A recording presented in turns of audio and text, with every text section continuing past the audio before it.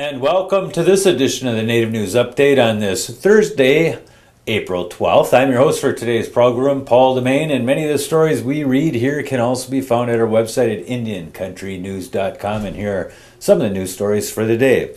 The federal government will pay more than $1 billion to settle a series of lawsuits brought by Indian tribal governments over mismanagement of tribal money and trust funds under a settlement announced yesterday. The agreement resolves claims brought by 41 tribes from across the country to reclaim money lost in mismanaged accounts and from royalties for oil, gas, grazing, and timber rights on tribal lands. Negotiations continue on dozens of other cases, and of course, this is different than the Cobell settlement.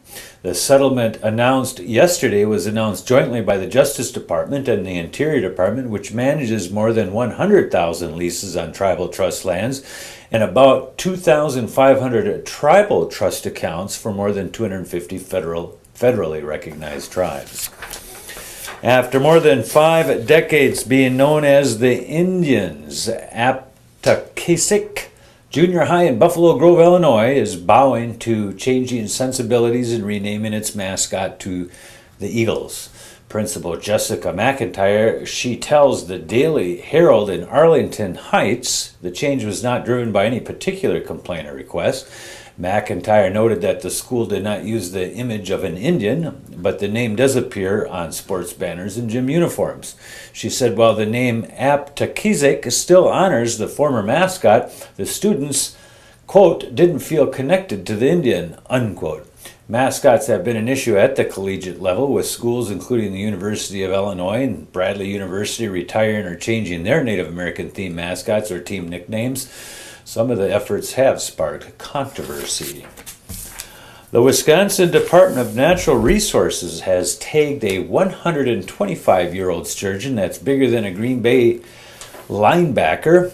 Officials found the over 7-foot 3-inch long, 240-pound female in the Wolf River near Shawano on April 10th, just south of the Menominee Indian Reservation.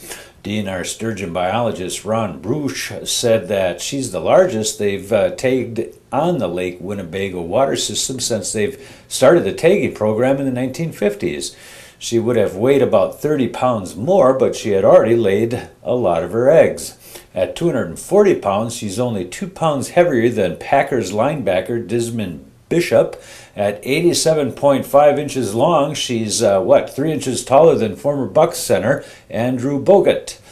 Bruce estimates that she was born around 1887 when Grover Cleveland was the president. The Menominee Nation will be holding its annual Sturgeon Feast and celebration on Saturday, April 21st at the high school in Kashina, Wisconsin, starting with a powwow grand entry at 1 p.m. And if you want more information, you can call the Menominee Historical Preservation Office at 715-799-5258. United States Senator Tim Johnson says organizations in Pierre, Yankton, and Vermilion will receive federal grants to improve health care services in rural areas of South Dakota.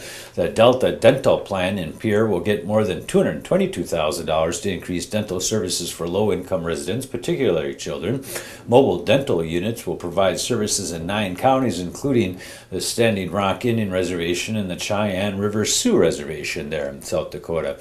The Sacred Hearth Health Service in Yankton will get $150,000 for a program that will expand access to medical care in 8 long-term care assisted living and rehabilitation facilities in southeastern South Dakota.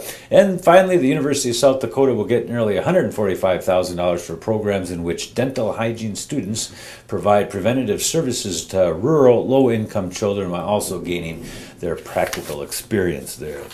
The skeletal remains of at least 44 American Indians have been unearthed during construction of a state office building in Logan, West Virginia. Workers found the bones during January 2011. State officials halted construction and the remains were sent to the Smithsonian Institute to determine their origin. When the Smithsonian reported that the bones likely belonged to American Indians, the state historical preservation officer sent archaeologists to examine the site. After other artifacts were found, they decided to hire a consulting archaeological firm to monitor construction and preserve any other skeletal remains that might show up. The remains were reburied in New York State.